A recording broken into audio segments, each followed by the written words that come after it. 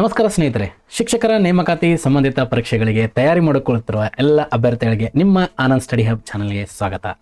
ಇಂದಿನ ವಿಡಿಯೋದಲ್ಲಿ ಕರ್ನಾಟಕ ಸರ್ಕಾರದಿಂದ PSTR ಆಗಿರ್ಬೋದು, HSTR ಮತ್ತು GPSTR ಮತ್ತು ಗಣಕಯಂತ್ರ ಶಿಕ್ಷಕರಾಗಿರ್ಬೋದು, ದೈಹಿಕ ಶಿಕ್ಷಕರ ಎಕ್ಸಾಮ್ಗಳಿಗೆ ಕರಡು ನಿಯಮಗಳನ್ನು ಹೊರಡಿಸಿದ್ದಾರೆ. ಇದರ ಸಂಪೂರ್ಣ ಮಾಹಿತಿಯನ್ನು ಸರಳವಾಗಿ ತಿಳಿಸಿಕೊಡ್ತಾ ಇದ್ದೇನೆ. ಈ ವಿಡಿಯೋವನ್ನು ಕೊನೆವರೆಗೂ ನೋಡಿ, ಏಕೆಂದರೆ ಈ ನಿಯಮಗಳು ಅಭ್ಯರ್ಥಿಗಳಿಗೆ ಬಹಳ ಮುಖ್ಯವಾದ ಬದಲಾವಣೆಗಳಿವೆ.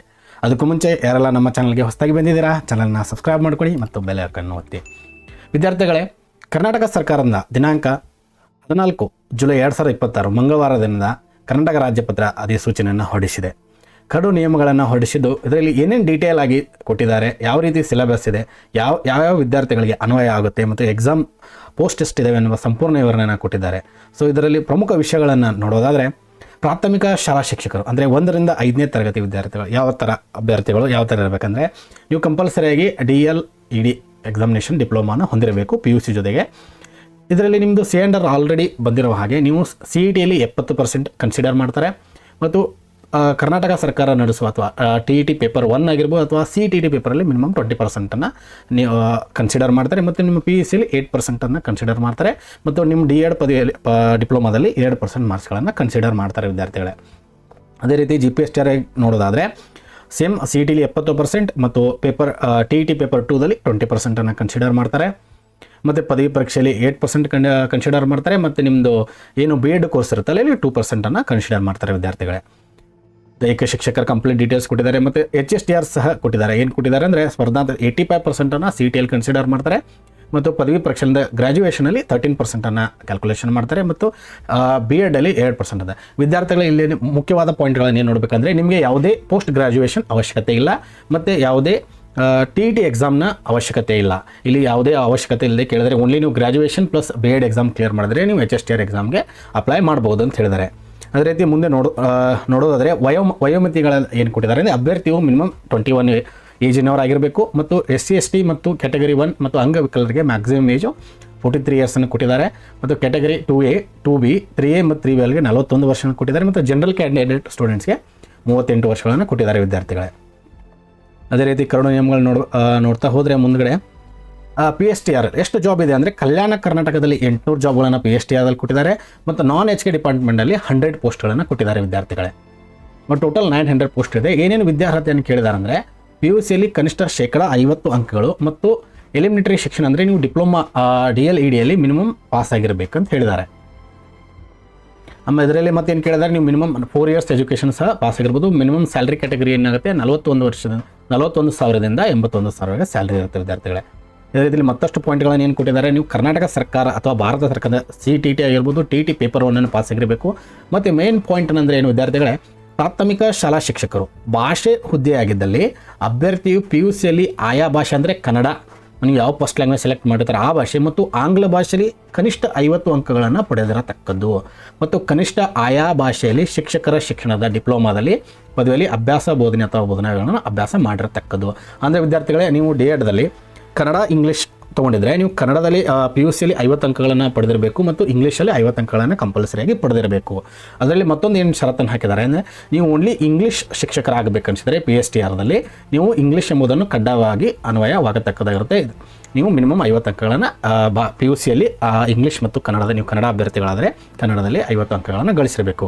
ಇನ್ನು D.Ed-ದಲ್ಲಿ ನೀವು ಗಣಿತ ಮತ್ತು ವಿಜ್ಞಾನ ಹುದ್ದೆ ಆಗಿದ್ದಲ್ಲಿ PUC-ಯಲ್ಲಿ ನೀವು ಗಣಿತ, ಭೌತಶಾಸ್ತ್ರ ಮತ್ತು ರಸಾಯನಶಾಸ್ತ್ರದಲ್ಲಿ ಪ್ರತ್ಯೇಕವಾಗಿ ಕನಿಷ್ಠ 50% ಅಂಕಗಳನ್ನು ಪಡೆದಿರ್ತಕ್ಕ. ಅಂದರೆ ನೀವು ಸೈನ್ಸ್ ಕ್ಯಾಂಡಿಡೇಟ್ ಆಗಿದ್ದರೆ PUC-ಯಲ್ಲಿ ನೀವು ಗಣಿತ, ವಿಜ್ಞಾನ ಮತ್ತು ಭೌತಶಾಸ್ತ್ರದಲ್ಲಿ ಮಿನಿಮಮ್ 50 ಅಂಕಗಳನ್ನು 3 ಸಬ್ಜೆಕ್ಟ್ಗಳಲ್ಲಿ ಗಳಿಸಿರಬೇಕು ವಿದ್ಯಾರ್ಥಿ. ಅಂದರೆ ನೀವು ಎಲಿಜಿಬಲ್ ಆಗ್ತೀರಾ ವಿದ್ಯಾರ್ಥಿಗಳೇ. ಮತ್ತು ಇನ್ನೊಂದು ಹೇಳಿದ್ರೆ, ರಾಷ್ಟ್ರೀಯ ಶಿಕ್ಷಕನ ಪರಿಷತ್ ನೇಮಿಸಲು ಇನ್ಯಾವುದೇ ಉನ್ನತ ಹೆಚ್ಚುವರಿ ಅರ್ಹತೆಗಳನ್ನು ಕೇಳಬಹುದು ವಿದ್ಯಾರ್ಥಿಗಳೇ ಮುಂದಿನ ನೋಟಿಫಿಕೇಷನಲ್ಲಿ.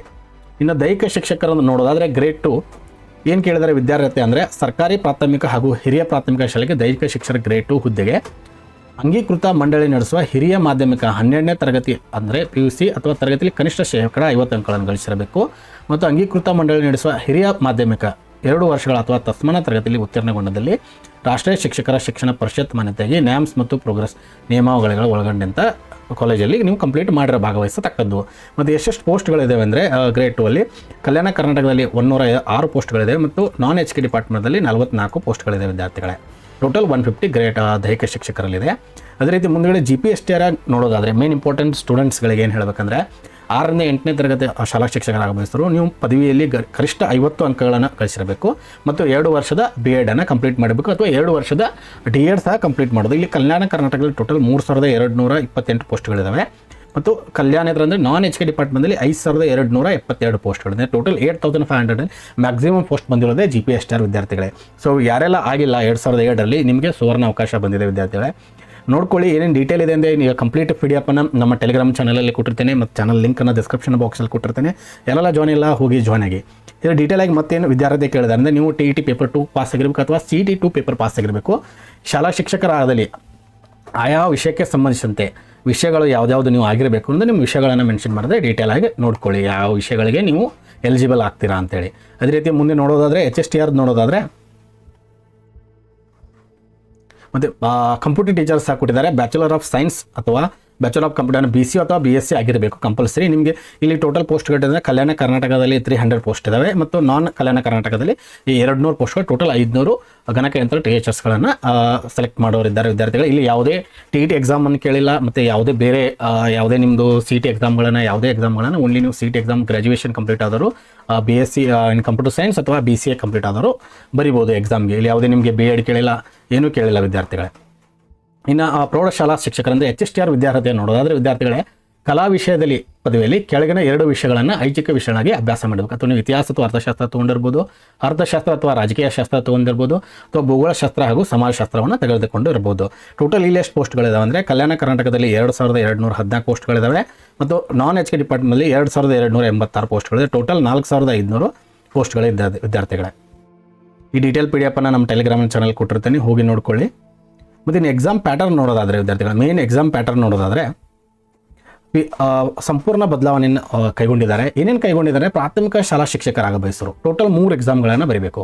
ಮೊದಲನೇ ಪೇಪರ್ ಸಾಮಾನ್ಯ ಪತ್ರಿಕೆ ಅಂದರೆ ಕಂಪ್ಲೀಟ್ ಆಬ್ಜೆಕ್ಟಿವ್ ಟೈಪ್ ಆಗಿರುತ್ತೆ. 150 ಅಂಕಗಳ OMR ಶೀಟ್ ಆಗಿರುತ್ತೆ. ಇದರಲ್ಲಿ ಸಬ್ಜೆಕ್ಟ್ ಏನೇನಿದೆ ಅಂದರೆ ಸಾಮಾನ್ಯ ಜ್ಞಾನ ಇದೆ, ಬಾಲ ಮನೋವಿಜ್ಞಾನ ಇದೆ, ಮಾನಸಿಕ ಸಾಮರ್ಥ್ಯವಿದೆ, ಭಾಷೆಗಳಂದರೆ ಕನ್ನಡ ಇಂಗ್ಲೀಷ್ ಒಳಗೊಂಡ ಪೇಪರ್ ಇರುತ್ತೆ, ಮೌಲ್ಯ ಶಿಕ್ಷಣ ಇದೆ, ಆರೋಗ್ಯ ಶಿಕ್ಷಣ ಮತ್ತು ಗಣಕಯಂತ್ರ ಸಾಕ್ಷರತೆ ಇರುತ್ತೆ. ಇನ್ನು ಪೇಪರ್ 2 ನೋಡೋದಾದರೆ PSTRದಲ್ಲಿ ನಿರ್ದಿಷ್ಟ ಪತ್ರಿಕೆಗಳಿದ್ದಾರೆ. ಅದರಲ್ಲಿ 50 ಅಂಕಗಳು ಮಲ್ಟಿಪಲ್ ಚಾಯ್ಸ್ ಕ್ವಶನ್ ಆಗಿರ್ಬೋದು, 100 ಅಂಕಗಳು ಡಿಸ್ಕ್ರಿಪ್ಟಿವ್ ಪೇಪರ್ ಇರುತ್ತೆ. ಇದರಲ್ಲಿ ಸಬ್ಜೆಕ್ಟ್ ಏನಿದೆ 50 ಅಂಕಗಳ ಏನು OMR ಶೀಟಲ್ಲಿ ಕೇಳ್ತಾರೆ MCQಗಳಲ್ಲಿ.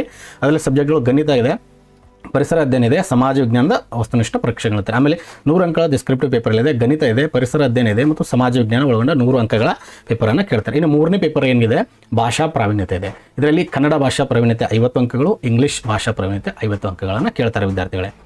ಏನು ಭಾಷಾ ಪ್ರಾವೀಣ್ಯತೆಯಲ್ಲಿ ಏನೇನು ಕೇಳ್ತಾರೆ ಅಂದರೆ ಪರೀಕ್ಷಾ ಭಾಷೆಯ ಬಳಕೆ ಹೇಗಿರುತ್ತೆ, ಗ್ರಹಿಕೆ ಶಬ್ದಕೋಶ ಮತ್ತು ಬರವಣಿಗೆ ಕೌಶಲಗಳನ್ನು ಒಳಗೊಂಡಂತೆ ನಿಗದಿಪಡಿಸಿದ ಬೋಧನಾ ಮಾಧ್ಯಮದ ಮೂಲಕ ಬೋಧಿಸಲು ಅಭ್ಯರ್ಥಿಗೆ ಕನ್ನಡ ಮತ್ತು ಇಂಗ್ಲೀಷ್ ಭಾಷೆಯಲ್ಲಿರುವ ಪ್ರಾವೀಣ್ಯತೆಯನ್ನು ಮೌಲ್ಯಮಾಪನ ಮಾಡಲಾಗುತ್ತೆ ಅಂತ ಹೇಳಿದ್ದಾರೆ. ಅದೇ ರೀತಿ ಇದನ್ನು ನೋಡೋದಾದರೆ ನೀವು GPSTR ನೋಡೋದಾದರೆ ಸೇಮ್ ಪ್ಯಾಟರ್ನ್ ಸೇಮ್ ಇದೆ, ಓನ್ಲಿ ನಿಮಗೆ ಪೇಪರ್ 3ರಲ್ಲಿ ಇಂಗ್ಲೀಷ್ ಆ್ಯಡ್ ಮಾಡಿದ್ದಾರೆ. ಪ್ರಿವಿಯಸ್ ಇರುವಾಗೆ ನಿಮಗೆ ಪೇಪರ್ 1ನಲ್ಲಿ 150 ಮಾರ್ಕ್ಸ್ ಇರುತ್ತೆ. ಸೇಮ್ ಸಾಮಾನ್ಯ ಕನ್ನಡ ಇಂಗ್ಲೀಷ್ ಪ್ರಚಲಿತ ಮೌಲ್ಯ ಶಿಕ್ಷಣ ಗಣಕಯಂತ್ರ ಸೇಮ್ ಇದೆ. ಪೇಪರ್ ಏನಿದೆ ನಾವು ಸ್ಪೆಷಲಿ ನೋಡೋದಾದ್ರೆ ಸಮಾಜ ವಿಜ್ಞಾನ ಶಿಕ್ಷಕರಿಗೆ ನಿಮ್ಗೆ ಗೊತ್ತಿರೋಗೆ ಇತಿಹಾಸ, ಅರ್ಥಶಾಸ್ತ್ರ, ರಾಜ್ಯಶಾಸ್ತ್ರ, ವ್ಯವಹಾರ ಅಧ್ಯಯನ ಇಡಗೊಂಡ 50 ಅಂಕಗಳು ಮತ್ತು 100 ಅಂಕಗಳಿಗೆ ಡಿಸ್ಕ್ರಿಪ್ಟಿವ್ ಇದೆ. ಇಲ್ಲಿ ಮೇನ್ ಬದಲಾವಣೆ ಆಗಿರೋದು ನಿಮಗೆ ಪ್ರತಿ ಸಲ ಏನು ಕನ್ನಡ ಭಾಷಾ ಪ್ರಾವೀಣ್ಯತೆ 100 ಅಂಕಗಳಿಗೆ ಕೇಳ್ತಾ ಇದ್ರೆ ಈ ಸಲ ಇಂಗ್ಲೀಷನ್ನು ಸಹ ಇಲ್ಲಿ ಆ್ಯಡ್ ಮಾಡಿದ್ದಾರೆ ವಿದ್ಯಾರ್ಥಿಗಳೇ. ಅದೇ ರೀತಿ ನೀವು ಸೈನ್ಸ್ ಟೀಚರ್ ಆಗಿ ಬಯಸೋರು, ಇದು ಕಂಪ್ಯೂಟರ್ ಟೀಚರ್ ಆಗಿ ಬಯಸೋರು ಏನೇನಿದೆ ನಿಮ್ಗೆ ಪೇಪರ್ 1ನಲ್ಲಿ ಸಾಮಾನ್ಯ ಕನ್ನಡ ಎಲ್ಲರಿಗೂ ಸೇಮ್ ಸರ ಕೇಳಿದ್ದಾರೆ. ಇಲ್ಲೂ ಒಂದು 150 ಅಂಕಗಳಿಗೆ ಏನೋ ಡಿಸ್ಕ್ರಿಪ್ಟಿವ್ ಕ್ವಶನ್ ಕೇಳ್ತಾರೆ, ಭಾಷಾ ಪ್ರವೃತ್ತಿ ಅನಿಸುತ್ತೆ. HSTRಗೂ ಸಹ ಏನು ಮಾಡಿದರೆ 2 ಪೇಪರ್ ಇತ್ತು ಮುಂಚಿತವಾಗಿ, ಈಗ 3 ಪೇಪರ್ಗಳನ್ನು ಆ್ಯಡ್ ಮಾಡಿದ್ದಾರೆ ವಿದ್ಯಾರ್ಥಿಗಳು. ಸೇಮ್ ಏನು GPSTR ಸಿಲೆಬಸ್ ಇದೆ, ಸಾಮಾನ್ಯ ಕನ್ನಡ ಆಗಿರೋದು, ಇಂಗ್ಲೀಷು, ಸಾಮಾನ್ಯ ಜ್ಞಾನ, ಮಾನಸಿಕ ಸಾಮರ್ಥ್ಯ, ಗಣಕಯಂತ್ರ, ಮೌಲ್ಯ ಶಿಕ್ಷಣ ಅದೇ ಪೇಪರ್ 1ನಲ್ಲಿ 150 ಮಾರ್ಕ್ಸ್ ಇದೆ. ಪೇಪರ್ 2ಅಲ್ಲಿ ನೀವು ಸಬ್ಜೆಕ್ಟ್ ವೈಸ್ ಡಿವೈಡ್ ಆಗುತ್ತೆ ವಿದ್ಯಾರ್ಥಿಗಳು. ನೀವು ಕನ್ನಡ ಆಗಿದ್ದರೆ ಕನ್ನಡ ಇರುತ್ತೆ, ವಿವರಣಾತ್ಮಕ ಪರೀಕ್ಷೆ ಇರುತ್ತೆ. ಇಂಗ್ಲೀಷ್ ಆದರೆ ಇಂಗ್ಲೀಷ್ ವಿವರಣಾತ್ಮಕ ಪತ್ರಿಕೆ ಇರುತ್ತೆ.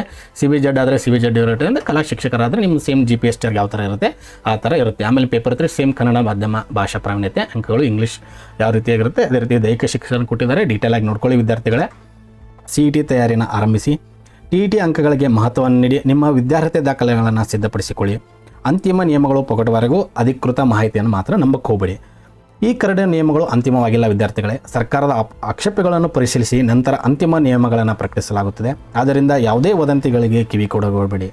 ಹೆಚ್ಚಿನ ಮಾಹಿತಿಯಾಗಿ ನಮ್ಮ ಆನಂದ್ ಸ್ಟಡಿ ಹಬ್ ಚಾನಲಲ್ಲಿ ನಿಮಗೆ GPSTR ಆಗಿರ್ಬೋದು, PSTR, HSTR ಮತ್ತು TET ಉಚಿತ ದರಗಳು, ಸಿಲೆಬಸ್ ಆಗಿರ್ಬೋದು, PDF ಎಲ್ಲ ಅಧಿಕೃತ ಅಪ್ಡೇಟ್ಗಳನ್ನು ಪ್ರತಿದಿನ ನೀಡಲಾಗುತ್ತೆ.